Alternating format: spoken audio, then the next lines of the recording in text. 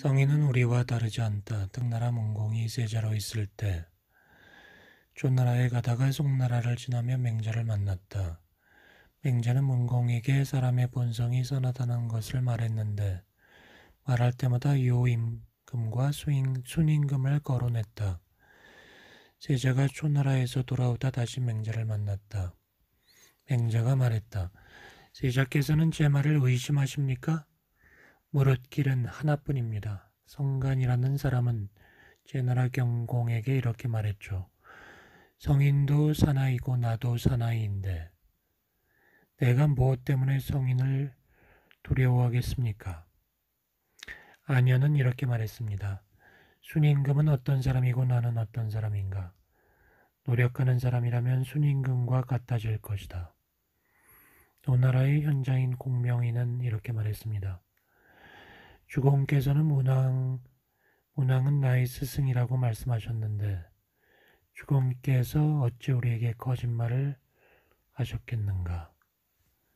지금 등나라는 긴 곳을 잘라내어 짧은 곳에 보태어도 크기가 사방 각 50리밖에 안 되는 작은 나라지만 잘 다스려지는 나라가 될 수 있습니다. 서경에서 말합니다. 약이라는 것은 먹고 나서 어질어질하지 않으면 그 병이 낫지 않는다. 등나라 세자의 상례. 등나라 전공이 죽자 세자인 문공이 그의 스승 연호에게 말했다. 전에 맹자께서 나와 송나라에서 이야기를 한 적이 있는데 마음에서 잊혀지지 않소.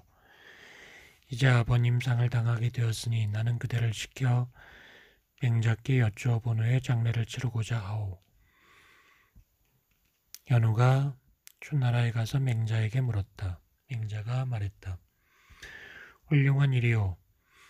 어버이의 상은 본래 스스로 극진하게 해야 하는 것이오. 증자가 말하기를 어버이가 살아계시면 예를 갖추어서 섬기고 돌아가시면 예를 갖추어 장례 지내고 예를 갖추어 제사를 지내면 효성스럽다고 할 수 있다라고 했소. 제후가 지켜야 할 예에 대해서는 내가 배운 적이 없소. 그러나 나는 일찍이 다음과 같은 사실을 들은 적이 있어. 3년상을 치름해 거친 삼배로 만든 상복을 입고 된죽을 먹는 것은 전제로부터 서민에 이르기까지 아흔주 3대 1회로 공통적으로 지켜왔다고 하오. 연호가 돌아와 아래좌 3년상을 치를 것을 결정했다. 왕실의 친척들과 관리들이 반대했다. 우리의 종주국인 노나라의 성군도 3년상을 치르지 않았고 우리 성군도 그것을 하지 않았는데 지금 와서 전례를 어기는 것은 옳지 않습니다. 기록에 따르면 상을 치르고 제사를 지낼 때에는 선조의 전례를 따라야 한다고 했는데 이는 우리에게는 물려받은 풍속이 있음을 말한 겁니다. 세자가 연호에게 말했다. 나는 전날에 학문을 하지 않고 말달리기와 칼쓰기를 좋아했소. 그래서 왕실의 친척과 관리들은 나를 자질이 부족한 자라고 여기는 것 같으니 나는 그들이 장례를 극진하게 치르지 않을까 걱정됩니다. 어떻게 해야 할지 그대가 맹자에게 한번 물어보시오. 맹자가 말했다. 그럴 법도 하겠군요. 그러나 다른 사람 탓을 해서는 안 될 것입니다. 공자가 말했습니다.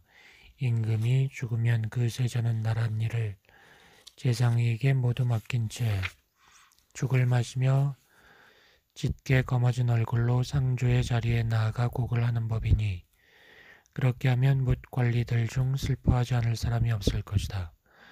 세자가 솔선수범하였기 때문이다. 윗사람이 무엇을 좋아한다면 아랫사람들은 그것을 쫓아 더 좋아하게 되는 법이요. 그래서 공자께서는 군자의 덕은 바람 같고 소인의 덕은 풀 같아서 풀 위로 바람이 불면 풀은 쓰러진다고 했소. 그러므로 이 문제는 세자 하기 나름이요. 연호가 그렇게 아뢰었다. 세자가 말했다. 아, 그렇군요. 이 문제는 내가 하기 달려있는 것이군요. 이에 세자는 5달 동안 움막에 거처하고 정사에 관한 명령이나 금지령을 내리지 않았다. 그러자 뭇 관리들과 친족들이 모두 세자가 예를 안다고 했다.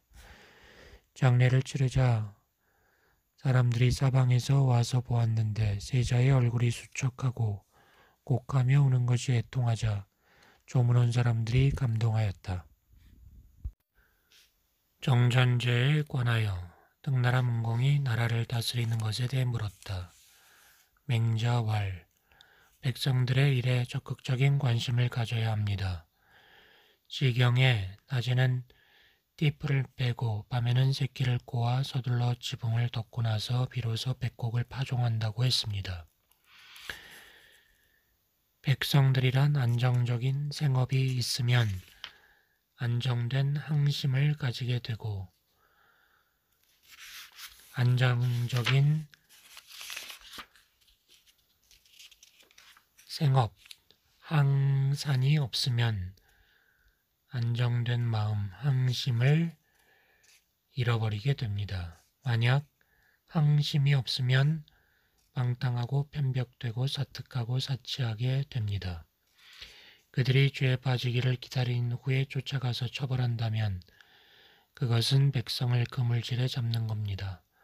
어떻게 인자한 사람이 군주의 지위에 있으면서 백성들을 그물질에 잡을 수 있겠습니까? 그러므로 어진 군주는 공손하고 검소하고 신하들을 예로서 대하며 백성들에게 세금을 거두어 드리는 데에는 일정한 법도가 있습니다. 양호가 말하기를 보유해 주려고 하면 인자할 수 없고 인자하려고 하면 보유해 줄 수 없다고 했습니다.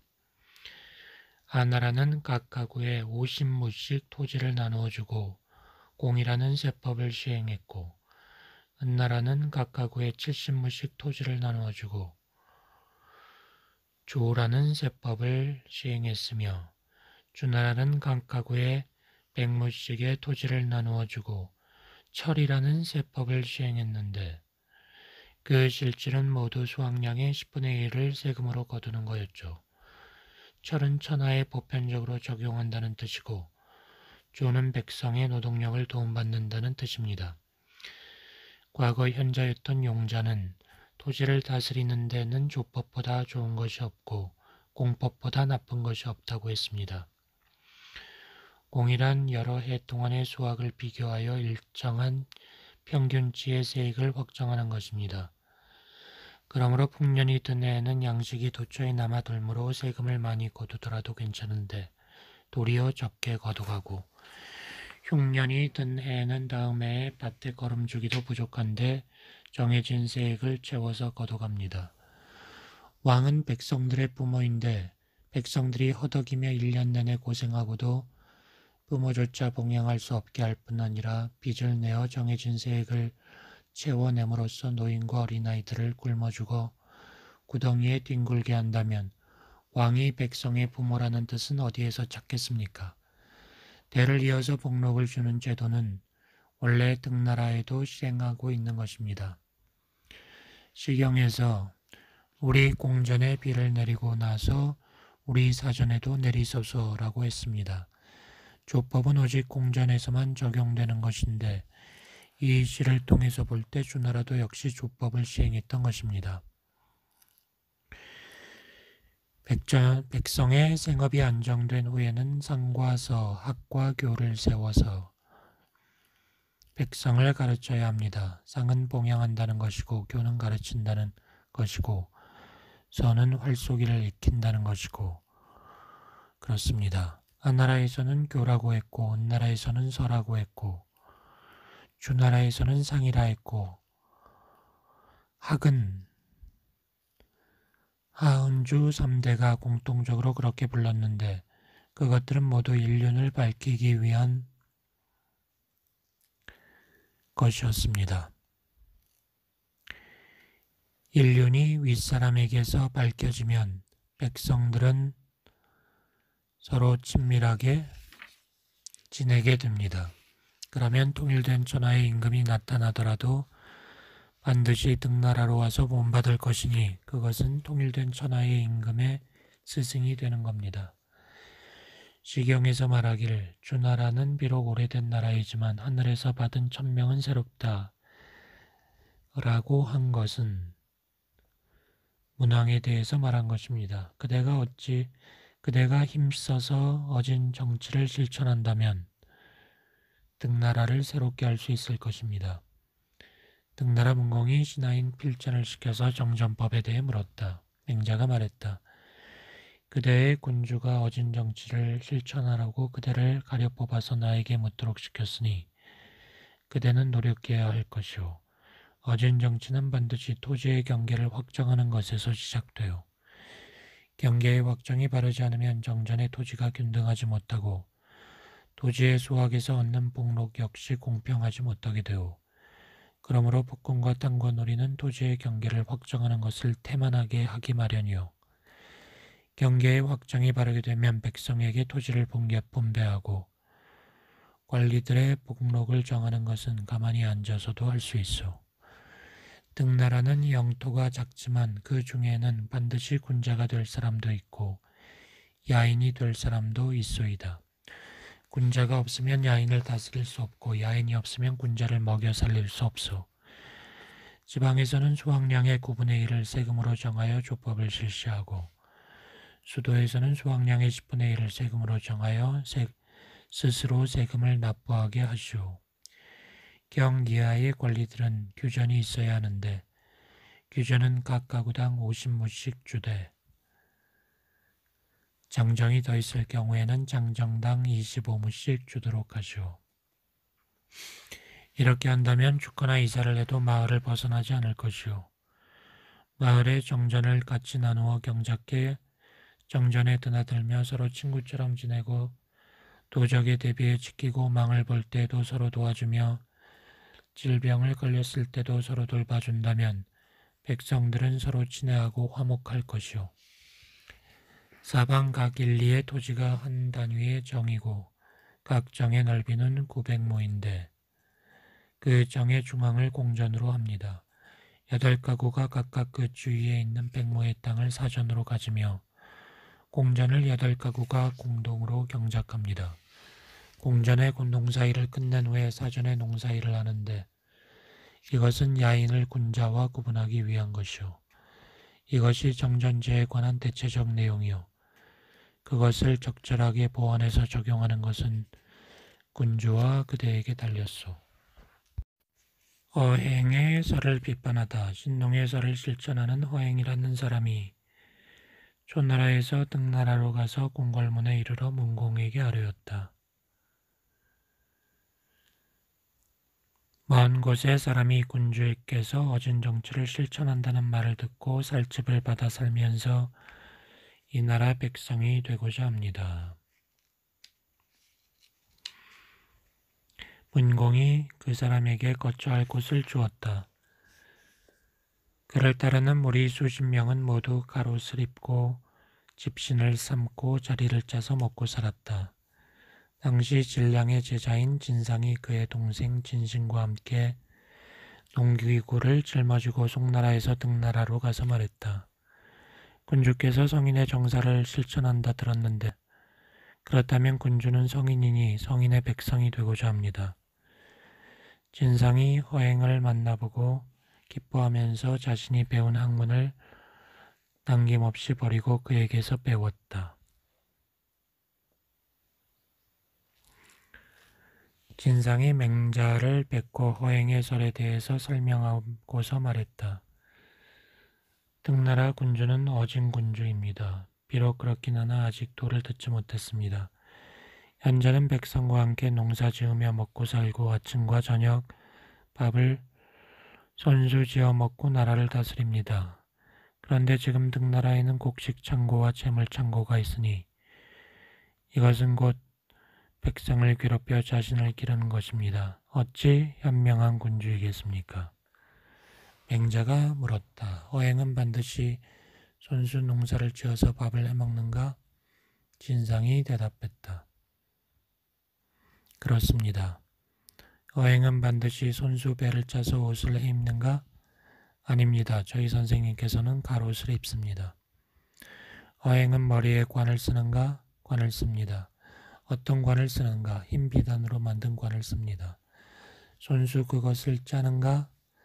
아닙니다. 곡식을 주고 바꿉니다. 어행은 어째서 손수 짜지 않는가?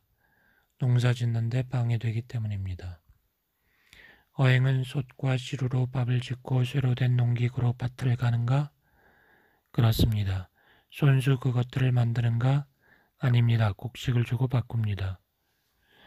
곡식을 주고 솥과 시루 농기구와 바꾸는 것이 도공과 대장장이에게 손해를 입히는 것이 아니라면 도공과 대장장이가 자신이 만든 기계와 그릇을 주고 곡식을 바꾸는 것 역시 어떻게 농부에게 손해를 입히는 것이겠는가? 또 어행은 어째서 손수 도기와 철기를 만들어 모든 것을 자기 집에서 가져다 쓰지 않고 번거롭게 여러 장인들과 교역을 하는가? 어째서 허행은 그렇게 번거로운 것을 하는가? 진상이 말했다. 백공들이 하는 일은 원래 농사를 지으면서 동시에 할 수가 없습니다. 맹자가 말했다. 그렇다면 천하를 다스리는 일은 유독 농사를 지으면서 동시에 할 수 있다는 것인가? 대인이 할 일이 있고 소인이 할 일이 있다. 또 한 사람의 몸에는 백공이 만드는 것들이 다 필요한데 만일 반드시 모든 것을 손수 만들어 사용해야 한다면 그것은 천하의 사람들을 이끌어서 지쳐 떨어지게 하는 것이다. 그러므로 어떤 사람은 마음을 수고롭게 하고 어떤 사람은 몸의 힘을 수고롭게 한다. 마음을 수고롭게 노심하는 자는 남을 다스리고 몸을 수고롭게 하는 노력하는 자는 남에게 다스림을 받는다.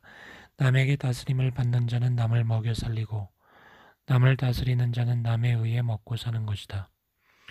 요임금의 시대에는 천하가 평안하지 못했다. 큰 물이 멋대로 흘러 천하에 범람하고 초목이 무성하고 금수가 번식하며 오곡이 여물지 못하고 금수가 사람에게 달려들어 짐승과 새 발자국이 나라 한가운데에서 나 있었다.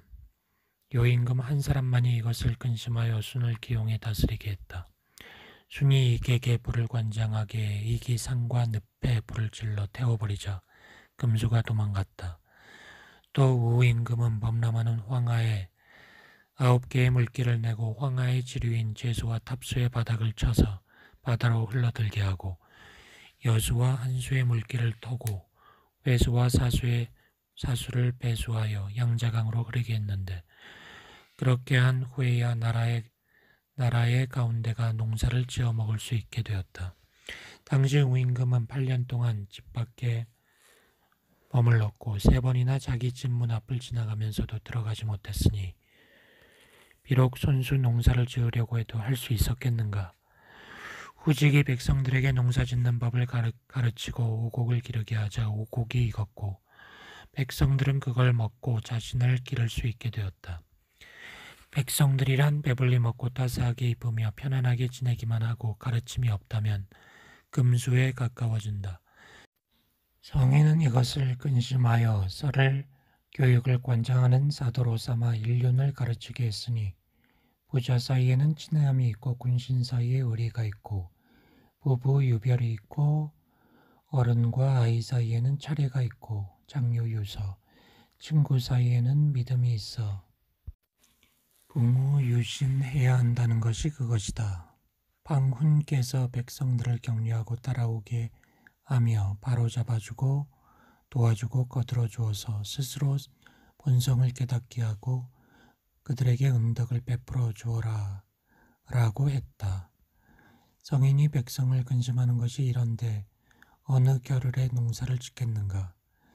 요임금은 순과 같은 사람을 얻지 못하는 것을 자신의 근심으로 삼았고 순임금은 우나 고요 같은 현인을 얻지 못하는 것을 근심으로 삼았다. 백모의 땅을 다스리지 못하는 것을 자신의 근심으로 삼는 것은 농사꾼이다. 재물을 남에게 나누어 주는 것을 은혜롭다고 하고 선을 남에게 가르쳐 주는 것을 충직하다고 하고 전하의 사람들을 위해 재능 있는 사람을 얻는 것을 어질다고 한다. 그러므로 전하를 남에게 주는 것은 쉽지만 전하의 사람들을 위해 재능 있는 사람을 얻는 것은 어렵다. 공자는 말했다. 위대하구나 요의 아름다운 덕이여. 하늘만이 위대한데 요임금은 하늘을 본받으셨다. 그분의 덕은 넓어서 백성들이 뭐라 이름 붙일 수 없다. 임금답다 손이여. 그분의 덕은 높디 높아 천하를 가졌건만 사사로이 자신의 것으로 누리지 않았다. 요임금과 순임금이 천하를 다스림에 있어서 어찌 마음을 씀이 없었겠는가마는 농사 짓는 데는 마음을 쓰지 않았다. 나는 중국의 문화로서 오랑캐의 것을 변화시켰다는 말은 들었어도 중국이 오랑캐에 의해 변화되었다는 말은 듣지 못했다. 진량은 남방 초나라 출신이지만 주공과 공자의 도를 좋아하여 북쪽으로 중국에 와서 공부하였다. 북방의 학자들 중 아직 그보다 뛰어난 사람이 없었으니 그는 뛰어난 선비다.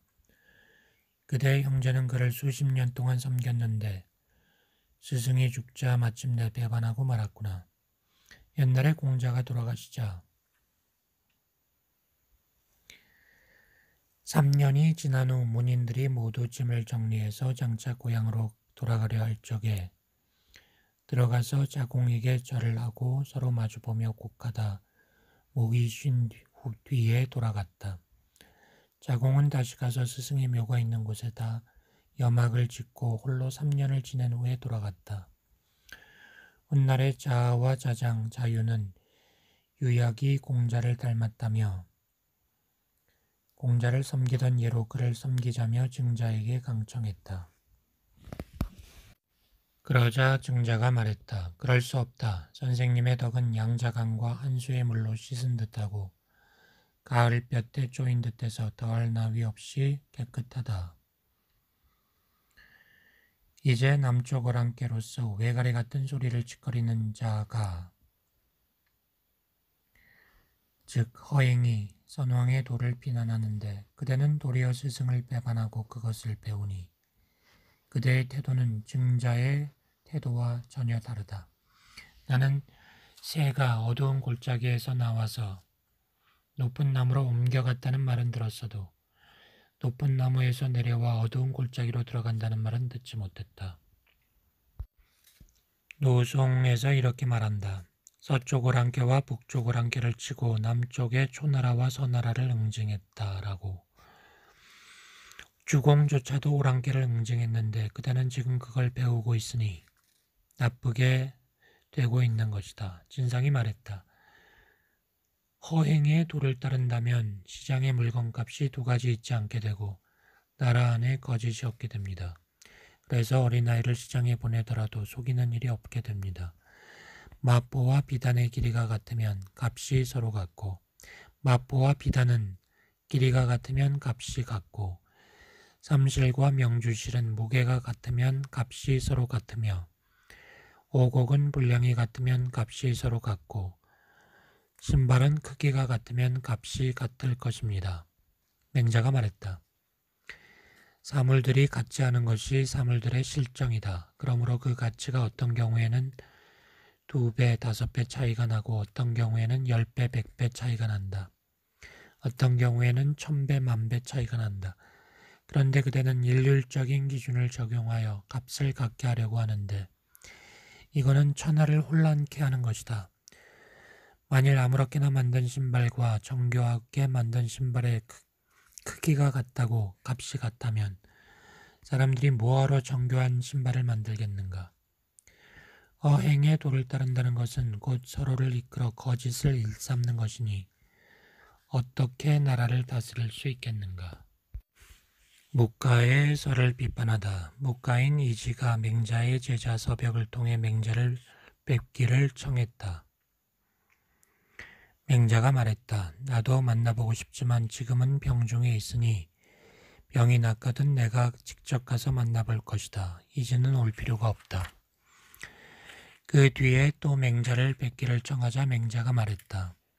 나도 이제는 만날 수 있다. 그러나 내가 직설적인 비판으로 그의 잘못을 바로잡지 않으면 도가 드러나지 않을 것이다.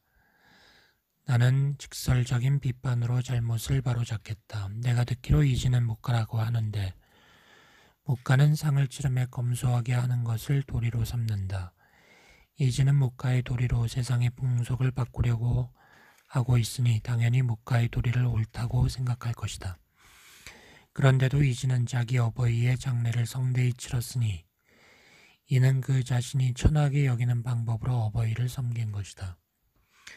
서벽이 그 말을 이지에게 말했다. 이지가 말했다. 유가의 도에 따르면 옛날 사람은 백성을 사랑하기를 어린아이 돌보듯이 한다고 했는데 이 말은 무슨 뜻이겠습니까?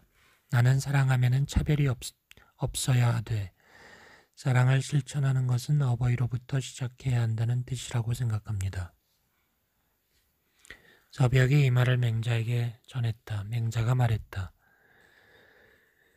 이지는 정말로 사람들이 그의 조카를 사랑하기를 그의 이웃집 아이를 사랑하는 것 같이 한다고 생각하는가? 옛사람들의 그 말은 이지의 해석과 다른 뜻을 취한 것이다. 그것은 어린아이가 끼어서 우물 속에 빠져 들어가려고 하는 것이 어린아이의 죄는 아니라는 말이다. 더구나 하늘이 만물을 낼 적에 근본을 하나로 하였는데 이지는 근본을 둘로 여겼기 때문에 그렇게 잘못 이해한 것이다. 옛날에 그 어버이를 장례하지 않은 자가 있었는데 어버이가 죽자 들어다가 골짜기에 버렸다. 나중에 그곳을 지나는데 여우와 살쾡이가 뜯어먹고 파리 모기가 빨아먹고 있자 이마에 진땀을 흘리며 눈길을 돌리고 쳐다보지 못했다. 이마에 진땀이 나는 것은 남이 보기 때문이 아니라 아픈 마음이 얼굴에서 드러나기 때문이다. 그래서 그는 집으로 가 삼태기와 삽을 가지고 가서 시신을 흙으로 덮었다. 이처럼 시신을 가리는 것이 옳은 일이라고 한다면 효자와 어진 사람이 그의 어버이를 가리는 데에도 역시 적절한 방법이 있을 것이다.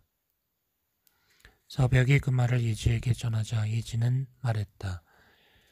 선생께서 나를 가르쳐 주셨구나.